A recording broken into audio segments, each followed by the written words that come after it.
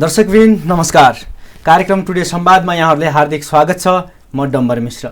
दर्शकवृन्द आज हामी एकजना नेपाली वैज्ञानिक खगोलशास्त्री डाक्टर गोपाल भट्टज्यूसँग कुराकानी गर्नेछौँ। उहाँ विगत 6 वर्षदेखि पोल्यान्डको यागेलोनियन युनिभर्सिटीमा खगोलशास्त्र विभागमा वरिष्ठ अनुसन्धानकर्ताका रूपमा कार्यरत हुनुहुन्छ। दर्शकबिन आज हामी उहाँसँग नेपालको वर्तमान शिक्षा, वैज्ञानिकहरूको अवस्था, ब्ल्याक होल के हो, खगोलशास्त्र के हो जस्ता विविध विषयमा केन्द्रित भएर कुराकानी गर्नेछौँ। आउनुहोस् उहाँलाई कार्यक्रममा स्वागत गरौँ। सर स्वागत छ। धन्यवाद। नमस्कार। यहाँ सुदूरपश्चिमको एउटा विकट जिल्ला नै भनौँ, त्यतिखेरको डोटीमा जन्मिनुभयो, पण्डित परिवारमा जन्मिनुभयो, हुर्किनुभयो। अहिले यहाँ एउटा युरोपियन कन्ट्री पोल्यान्डको यागेलोनियन विश्वविद्यालयमा खगोलशास्त्रीको रूपमा कार्यरत हुनुहुन्छ। र यहाँले कस्तो अनुभव हुन्छ? यहाँले आफ्नो एउटा त्यो पोल्यान्डको अहिले अनुसन्धानकर्ताबाट हटेर डोटीमा फर्किँदा अर्थात् आफ्नो बाल्यकाललाई सम्झिँदा कसरी सम्झिनुहुन्छ यहाँले? हजुर, अब म अहिले चाहिँ नेपालमा मेरो जन्मभूमि जस्तो तपाईँले भन्नुभयो डोटी, सिलगढी, त्यो पनि चाहिँ म 13-14 वर्षपछि अहिले फर्केर गएँ। अब मन अत्यन्त विभोर भयो। सिलगढी त्यसै पनि धेरै सुन्दर ठाउँ हो। र अब जहाँसम्म यहाँले मेरो करियरको कुरा गर्नुभयो, एउटा डोटीकोमा जन्मेको मान्छे, त्यो पनि ज्योतिष परिवारकोमा जन्मेको मान्छे चाहिँ युरोपमा गएर अब कसरी वैज्ञानिक भन्ने कुराहरू चाहिँ उठाउनु भयो। त्यसकोमा चाहिँ अब अलिकति मेरो पारिवारिक पृष्ठभूमिको मैले तपाईँलाई बताउनु पर्दाखेरि चाहिँ मेरो बाजे पण्डित उमाकान्त भट्ट एउटा ज्योतिष साथसाथै संस्कृतको प्रकाण्ड विद्वान, अनि उहाँहरूको सङ्गत चाहिँ यो खप्तड बाबा, स्वामी खप्तड बाबा, अनि योगी नरहरिनाथ, अनि तपाईँको चाहिँ स्वामी पूर्णाचार्य, यस्ता व्यक्तिहरूसँग चाहिँ सत्सङ्गत, फेरि हामीहरूको घरमा उनीहरू आवत जावत, र उनीहरूले अनि कुरा गर्ने सब विषयहरू चाहिँ अब जीवन के हो, जगत के हो, ब्रह्माण्ड के हो, ताराहरू के हुन् भन्ने कुराहरूसँग चाहिँ उनीहरूसँग सम्बन्धित हुन्थ्यो, जुन चाहिँ मलाई अब त्यतिखेर सानै थिएँ। ती कुराहरू चाहिँ निकै चाखपूर्वक सुन्दै थिएँ र अब यो कुराले मेरो मनमा कता कता एक प्रकारको ब्रह्माण्ड, रहस्य, भगवान्, अब यी कुराहरूप्रतिको गहिरो चाहिँ इच्छा जाग्यो। फलत मैले चाहिँ ज्योतिष विज्ञानबाट प्रभावित हुनुभयो त्यतिखेर? हजुर, हामी यो विषयमा पछि पनि कुरा गरौँला। ज्योतिष र खगोलशास्त्री एक किसिमको चाहिँ निकै नै निकट सम्बन्ध भएका विषयहरू हुन्, यसलाई हामी पछि कुरा गरौँला। र त्यसपछि मेरो प्रारम्भिक शिक्षा चाहिँ त्यही सिलगढीमा भएको हो। त्यसपछि चाहिँ म यहाँ काठमाडौँको रतनराज स्कुलमा आएर मैले एसएससी गरेँ। तत्पश्चात चाहिँ यो टियुबाट हाम्रो उहाँ पनि निकै नै ठुलो चाहिँ ब्रह्माण्ड शास्त्री प्रसिद्ध हुनुहुन्छ, प्रोफेसर डाक्टर उदयराज खनालसँग चाहिँ मिलेर यो मेरो एमएससी पढ्दाखेरिको शोध पत्र चाहिँ अब यस्तै विषयमा, ब्ल्याक होलहरू, खगोलशास्त्र यस्तै विषयमा हुनु पुग्यो। त्यहाँबाट मैले धेरै प्रेरणा पनि पाएँ, केही ऊर्जा पनि पाएँ आफ्नो। र त्यसपछि म चाहिँ तपाईँको एमएससी सकेँ भने चाहिँ अनि यो फ्लोरिडा, अमेरिकाको फ्लोरिडा इन्टरनेसनल युनिभर्सिटी भन्ने एउटा विश्वविद्यालयमा गएर चाहिँ त्यही खगोलशास्त्र, भौतिक शास्त्र सम्बन्धी विषयमा चाहिँ विद्यावारिधी पिएचडी गरेँ। तत्पश्चात चाहिँ मलाई चाहिँ युरोपको पोल्यान्डको चाहिँ यागेलोनियन युनिभर्सिटीले चाहिँ हाई एनर्जी एस्ट्रोफिजिक्समा चाहिँ मैले काम गर्ने विषयलाई चाहिँ त्यो विषयमा काम गर्न बोलायो, अनि म त्यहीँ अहिले अनुसन्धानकर्ताको रूपमा कार्यरत छु। अब जहाँसम्म यहाँले भन्नुभयो ज्योतिष र खगोलशास्त्रको यस्तो कुरा जो गर्नुभयो, ज्योतिषशास्त्र पनि धेरै हदसम्म चाहिँ खगोलशास्त्र नै हो। यसले नक्षत्र, तारा, ग्रहहरूको स्थान, पोजिसन चाहिँ करेक्टली क्यालकुलेसन गर्छन्। तर एउटा के छ भने ज्योतिषशास्त्रको एउटा केही व्यक्तिहरूले चाहिँ यसलाई फलसँग जोडेर यस्तो अवस्थामा जन्मेको मान्छेहरूको चाहिँ भाग्य यस्तो हुन्छ, यस्तो ग्रहदशा हुन्छ, अनि यसो गऱ्यो भने यस्तो हुन्छ भन्ने कुरो चाहिँ सम्पूर्णतया तपाईँको चाहिँ अन्धविश्वास हो।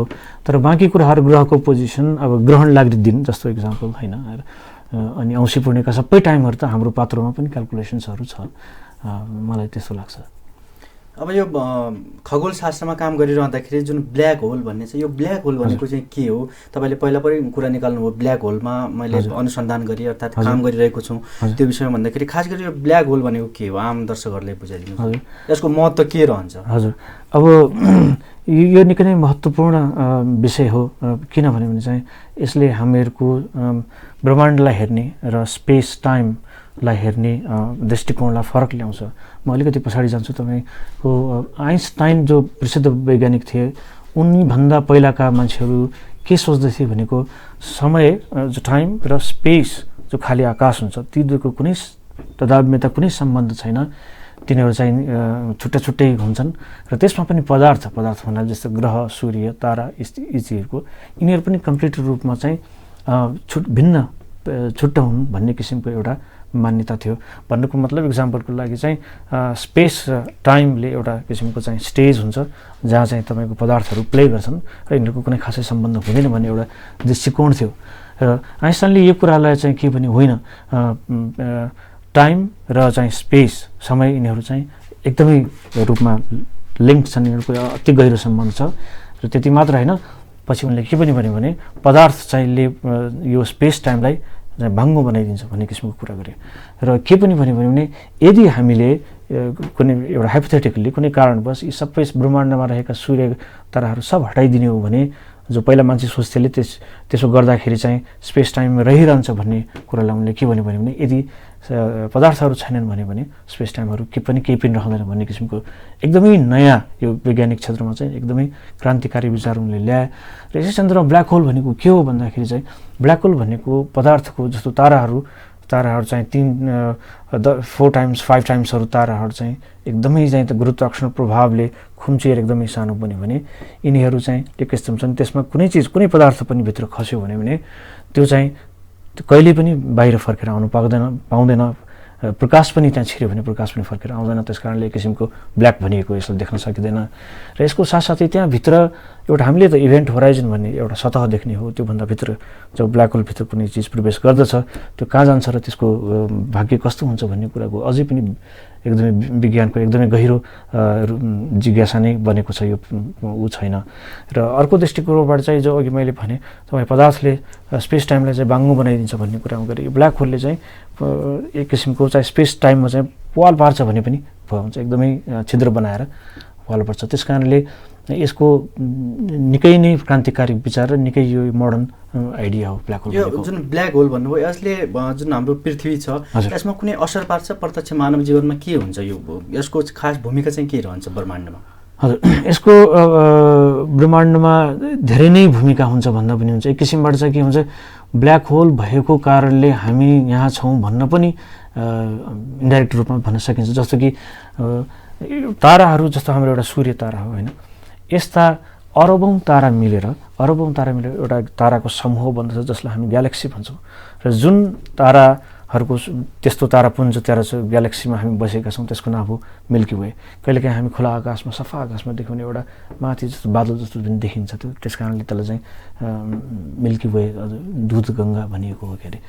अनि यस्ता फेरि चाहिँ अरबौँवटा छन् भनेपछि यहाँबाट एउटा आइडिया हुन्छ कि ब्रह्माण्ड कत्रो छ।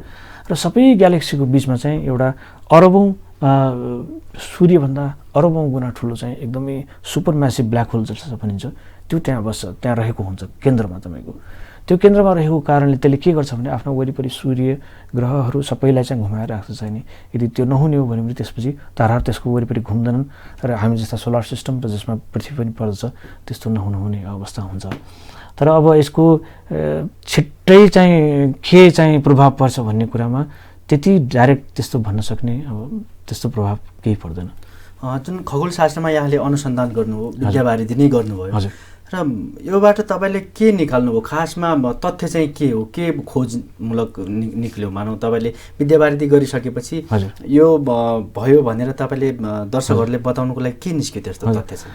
अब म मेरो आफ्नो विषयमा काम गरेको विषयमा प्रवेश गर्दाखेरि मैले काम गरेको विषय भनेको मुख्यतः ग्यालेक्सीहरू, त जुन प्राचीन ग्यालेक्सी। तपाईँलाई एउटा सानो इक्जाम्पल दिउँ, तपाईँले यदि आज राति गएर आकाश हेर्नु पऱ्यो भने त्यो हेरेको आकाश चाहिँ 10,000 वर्ष पुरानो आकाश हुन्छ। औसतमा चाहिँ आजको आकाश हुँदैन। भन्नुको मतलब के भने तपाईँले जति टाढा देख्नुहुन्छ ती चिजहरू त्यति पहिलाका चिज हुन्। त्यही भएर मैले अनुसन्धान गर्ने विषयहरूका ग्यालेक्सीहरू धेरै पर छन्, धेरै टाढा टाढा करोडौँ वर्ष टाढा छन्। त्यसको मतलब के हुन्छ भने करोडौँ वर्ष पहिले पृथ्वी ब्रह्माण्ड कस्तो थियो भन्ने कुराको त्यो एउटाको जो एकदमै जिज्ञासाको विषय हो, चाहिँ खोजको विषय हो, त्यसमा हुन्छ। र अर्को कुरा चाहिँ सुपर म्यासिभ ब्ल्याक होल भन्ने कुरामा चाहिँ के छ भने हामीले अध्ययन गरेको हाम्रो टिम चाहिँ तपाईँको चाहिँ नासासँग मिलेर र युएसए युरोपियन स्पेस एजेन्सी मिलेर र धेरै त्यस्ता कामहरूको नेतृत्व म आफैले गरेको छु गरेर संसारभरिका हामी चाहिँ खगोलशास्त्रीहरू वैज्ञानिकहरू जोडिएर चाहिँ हामीले खोज गरेका छौँ। तिनबाट हामीले के पत्ता लगायौँ भने यो सुपर म्यासिभ जो ठुला ब्ल्याक होल हुन्छन् तिनीहरू चाहिँ यो बाइनरी भनेको दुईटा पेयर जोडी भएर घुम्दछन्, त्यसो घुम्न सक्ने सङ्केतहरू हामीले प्राप्त गरेका छौँ।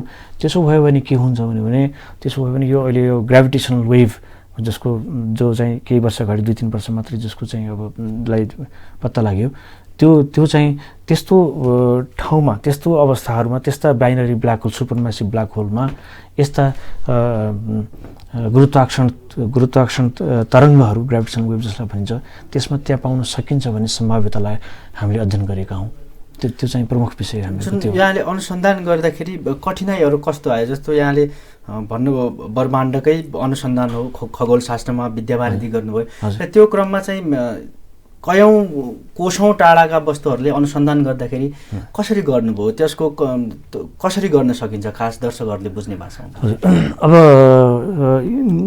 यो विषयमा काम गर्ने अथवा कार्यरत अथवा सबैलाई एउटा कुरा के हुन्छ भने खगोलशास्त्रलाई सबैभन्दा पहिला मान्छेले चाहिँ एउटा सानो टेलिस्कोपले हेरेर टाढा हेरेका हुन्। जस्तो ग्यालिलियोले चाहिँ तपाईँका बृहस्पतिका चाहिँ चन्द्रमाहरू देखेका हुन् होइन। अब समय सँगसँगै चाहिँ ती टेलिस्कोपहरू बढी पावरफुल हुँदै गए, त्यसको वजहले अझ टाढा देख्ने सम्भाव्यता रह्यो।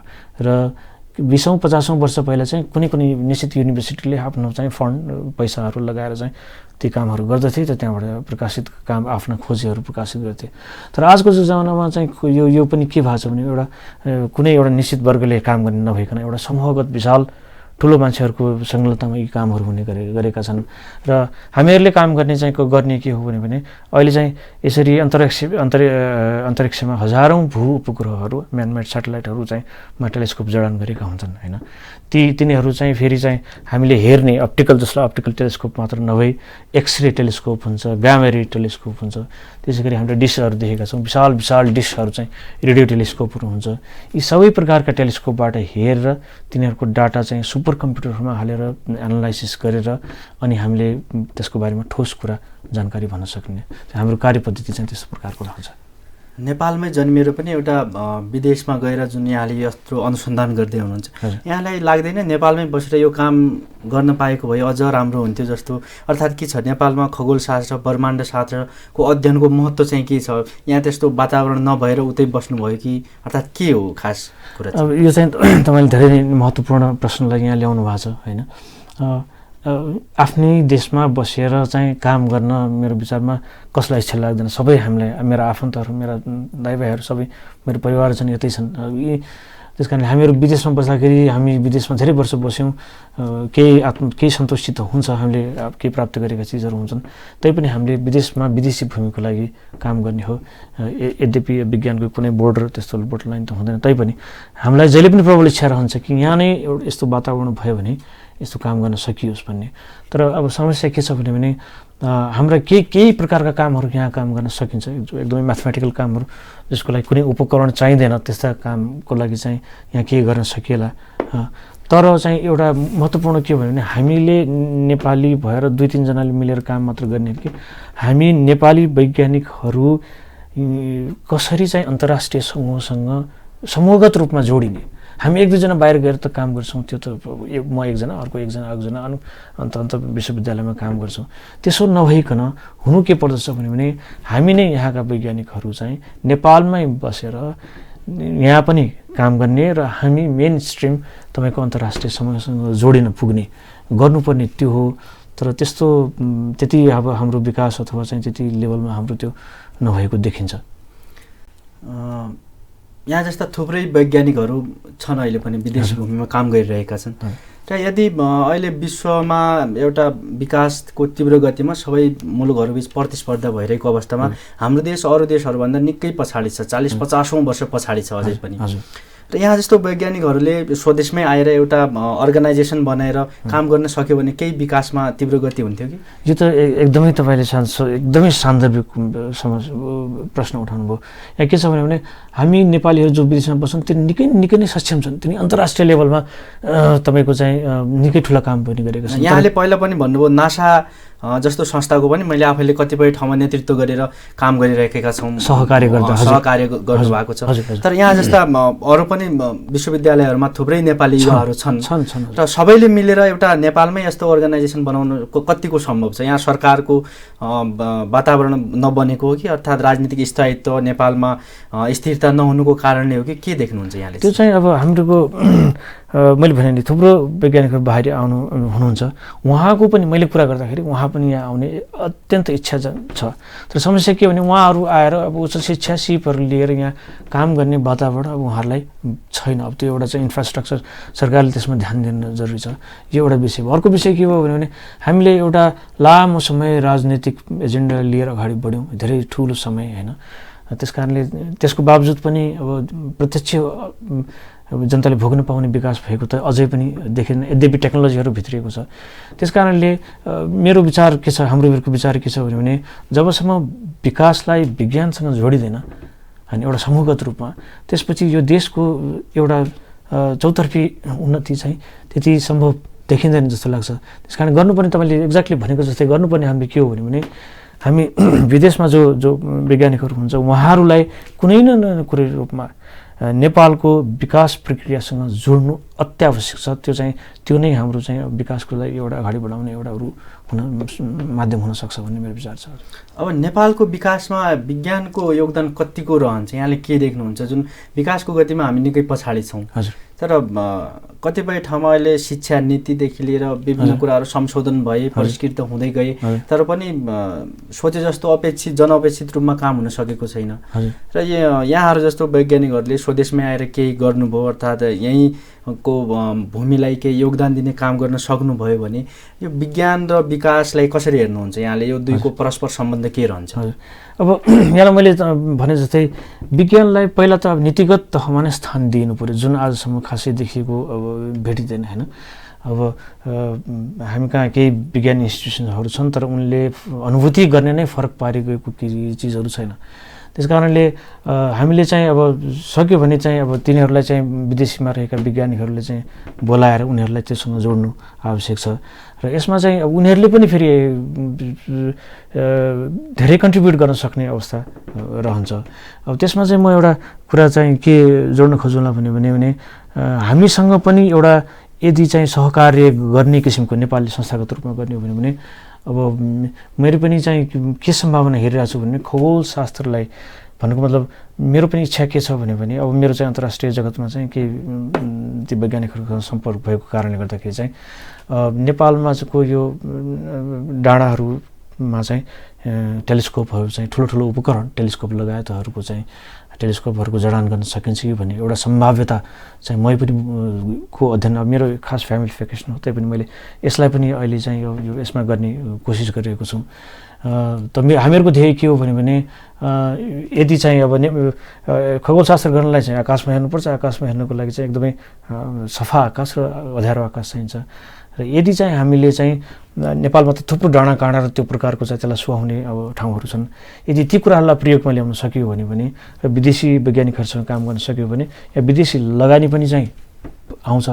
हामीले आफ्ना वैज्ञानिकहरूलाई अन्तर्राष्ट्रिय समूहमा जोड्छौँ पनि र तिनीहरूले फेरि त्यो अन्तर्राष्ट्रिय स्तरको चाहिँ योगदान पनि पुर्याउन सक्छन्। तर त्यो सम्भाव्यता पनि मैले पनि त्यो खोजिरहेको छु। त्यस्ता मेरो धेरै साथीहरूले पनि रिसर्च ल्याबहरूको चाहिँ सम्भाव्यताहरू मसँग कहिलेकाहीँ कुराकानी गर्नुहुन्छ। तर मुख्य कुरा त हामीले आफ्ना मान्छेहरूसँग कुरा एउटा संवादहरू चाहिँ राज्यले स्टेटले त्यो गर्नु पऱ्यो भन्ने मेरो विचार छ। अब नेपालमा जुन वैज्ञानिकमूलक अध्ययन छ, शिक्षा प्रणाली छ, यसको सम्भावना कतिको देख्नुहुन्छ यहाँले? अर्थात् के छ नेपालको शिक्षा प्रणाली नै त्यति फितलो हो त जुन यहाँले विद्यावारिधि गर्नको लागि अमेरिका पुग्नु पर्थ्यो, त्यहाँबाट कामको सिलसिलामा पोल्यान्ड पुग्नु पर्यो। नेपालमै बसेर यस्ता विद्यावारिधीहरू यस्तो खगोलशास्त्र लगायत विविध विषयमा विधामा चाहिँ अध्ययन गर्न सकिँदैन, अनुसन्धान गर्न सकिँदैन नेपालमा बसेर? निश्चित रूपमा सकिन्छ। त्यति मात्र होइन, हाम्रो मैले कति भाइ बहिनीहरूलाई यसो भेटेको छु, नेपालमा चाहिँ धेरै पोटेन्सियल, धेरै इच्छा, त्यो प्रबल इच्छा भएका मान्छेहरू यहाँ छन्। यहाँ बसेर पनि गर्न सकिन्छ। तर अझ कुरा के हो भने सबैभन्दा पहिला हामीले विज्ञान र वैज्ञानिक पद्धतिलाई अँगाल्न नीतिमा राख्नु जरुरी छ। अब नम्बर 1 मा इक्जाम्पल यो शिक्षा क्षेत्रमा जो सेलेक्सन प्रोसेस छ नि त्यसलाई वैज्ञानिक पद्धति बनाउनु पर्यो। अब त्यसमा चाहिँ फेयर एन्ड स्किल्ड मान्छेहरूलाई माथि पुर्याउनु पर्यो। त्यसो नभयो भने चाहिँ तपाईँले चाहिँ जलपातीलाई त्यहाँ पुर्यायो भने तपाईँको जो शिक्षाको न गुणस्तर हुन्छ न शिक्षा स्तर हुन्छ। त्यो प्रश्न त्यो कारणले सबैभन्दा हामीले चाहिँ शिक्षा प्रणालीमा वैज्ञानिक चाहिँ नीति, वैज्ञानिक चाहिँ त्यो प्रणालीहरू अब सबैभन्दा महत्त्वपूर्ण कुरो छ। अब त्यसको साथसाथै चाहिँ अब सरकारकोलाई सहयोग गर्न चाहने त्यस्ता थुप्रै मान्छेहरू छन् जो उनीहरूसँग मिलेर सहकार्य गर्न तयार छन्। तर अब मैले अघि भने जस्तै सरकारले तिनीहरूको पहिचान गरेर तिनीलाई बोलाएर के संवाद गर्ने वातावरण चाहिँ बनाउनु अत्यावश्यक छ। अब म थोरै यहाँको व्यक्तिगत कुरामा आउन चाहे फेरि पनि यहाँ पोल्यान्डबाट नेपाल कति समयको अन्तरालमा आउनुहुन्छ? म योभन्दा पहिला 3 वर्ष पहिला चाहिँ यो अन्तर्राष्ट्रिय चाहिँ सम्मेलन थियो यो रेडिसन होटलमा चाहिँ त्यसमा आएको थिएँ। त्यसपछि अब मेरो जन्मभूमिमा त मैले भने 12-13 वर्षपछि नै आएको हुँ। तर अब मैले एउटा चाहिँ प्रोजेक्टमा त्यहाँ काम गरिरहेको छु र मैले भर्खर पनि भने नेपालमा केही सम्भाव्यता छ कि त्यो पनि यसो अध्ययन गरौँ भनेर आएको छु। तर मेरो भावी योजनाको रूपमा तुरुन्तै यहाँको मान्छे, यहाँको सरकार र विज्ञान हेर्ने शाखासँगलाई जोडेर अन्तर्राष्ट्रिय रूपमा केही गरौँ भन्ने चाहिँ अब इच्छा छ। त्यस कारणले पहिला त म निश्चय नै अब केही लामो समयपछि आएको हुँ, पढ्ने सर्ने क्रममा अब टाइम लाग्यो।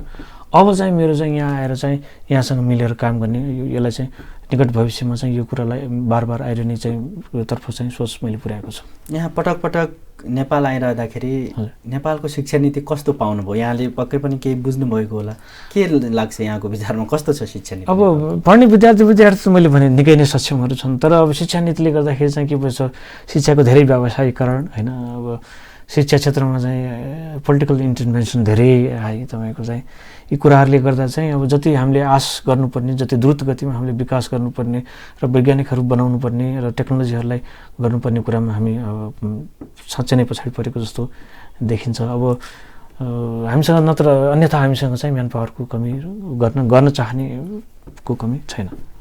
अब यहाँले नेपालमै केही गर्न सोच छ भन्नुभयो, यहाँ नेपालसँग सहकारी गरेर।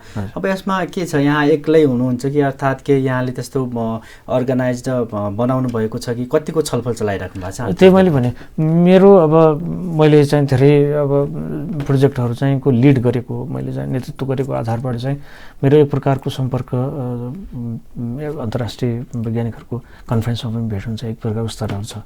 र तिनीहरूले पनि मलाई बार सोध्ने गर्छन्, तिमी गएको नेपालको होइन, के छ तिम्रोमा केही समावेदन छ भनेर सोधिरहन्छन्। त्यस कारणले पक्कै पनि मैले एक्लै गरेर हुने पनि होइन फेरि। अनि तपाईँले नेतृत्व त गर्नु पर्ला नि नेपालको तर्फबाट? त्यही त भने यदि सबैभन्दा पहिले मैले गर्ने कुरा के हो भने नेपालबाट नेपालको कुनै नेतृत्व निकायले तिमीलाई के जरुरत पर्छ, के सहयोग पर्छ, हामी एक प्रकारको सहयोग पुर्याउन सक्छौँ भन्ने किसिमको एक प्रकारको आश्वासन पायो भने मैले अनि चाहिँ आफ्नो कम्युनिटीमा अब वैज्ञानिकहरूलाई ल यसो नेपालमा यस्तो सम्भाव्यता छ त्यता गरौँ न भनेर गर्ने कुरा हो होइन।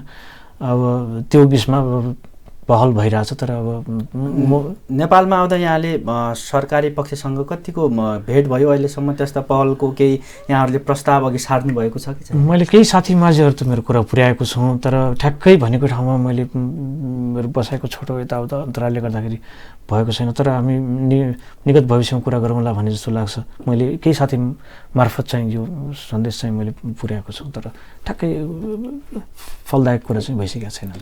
हुन्छ, हामी कार्यक्रमको अन्त्यमा आइसकेका छौँ। अब अन्तिममा सम्पूर्ण नेपालवासी जुन हामी अरू मुलुकभन्दा 20औं-50औं वर्ष पछाडि छौँ, यहाँ जस्तो वैज्ञानिकहरूले देशको जुन विकासको गति छ यसलाई केही तुलनात्मक रूपमा बढाउनु हुनेछ भन्ने सबैले आशा पनि राख्छन् र यहाँसम्म आइदिनु हो। यहाँलाई आगामी कार्यकालको हामी नेपालमै केही गर्नुहोस् भन्ने शुभकामना पनि दिन चाहन्छौँ र अन्तिममा केही भन्नु छ भने छोटकरीमा राख। अब मेरो चाहिँ अब भनाइ सबैभन्दा बढी चाहिँ अब युवाहरू जो वैज्ञानिक बन्न चाहने इच्छा पुगेका भाइ बहिनीहरूलाई छ मेरो के भनाइ छ भने यदि तपाईँलाई चाहिँ अब यो ब्रह्माण्डहरू यस्ता कुराहरूप्रति चाहिँ ब्ल्याक होल यस्ता कुराहरूमा विज्ञानमा निकै नै चासो छ भने तपाईँले धेरै कामहरू गर्न सक्नुहुन्छ। हामीहरूलाई पनि भेटाउन सक्नुहुन्छ, अनलाइन गरेर खोज्यो भने हामीलाई भेट्नुहुन्छ। मिलेर नेपाल भनेर अब अहिले टेक्नोलोजीको जमानामा चाहिँ सबै ग्लोबल्ली कनेक्टेड छन्। यहाँ बसेर पनि धेरै कुराहरू गर्न सकिन्छ। अन्तर्राष्ट्रिय अरू नेपालीहरू पनि जोडिन्छन्। त्यस कारणले अब पहिला जस्तो सम्झेर चाहिँ यहाँ बसेर केही गर्न सकिन्न भन्ने कुरालाई छोडेर आफ्नो दृढ इच्छा शक्ति चाहिँ राख्नु होला, काम चाहिँ हुन्छ भन्ने आशाजनक सन्देशमा उहाँलाई दिन चाहन्छु। हुन्छ, यहाँसम्म आइदिनु भयो। यहाँको अमूल्य समय र विचारको लागि यहाँलाई धन्यवाद। Thank you for having me. Thank you. दर्शकबिन, हामी कुराकानी गर्दै थियौँ एकजना नेपाली वैज्ञानिक खगोल शास्त्री डाक्टर गोपाल भट्टज्यूसँग।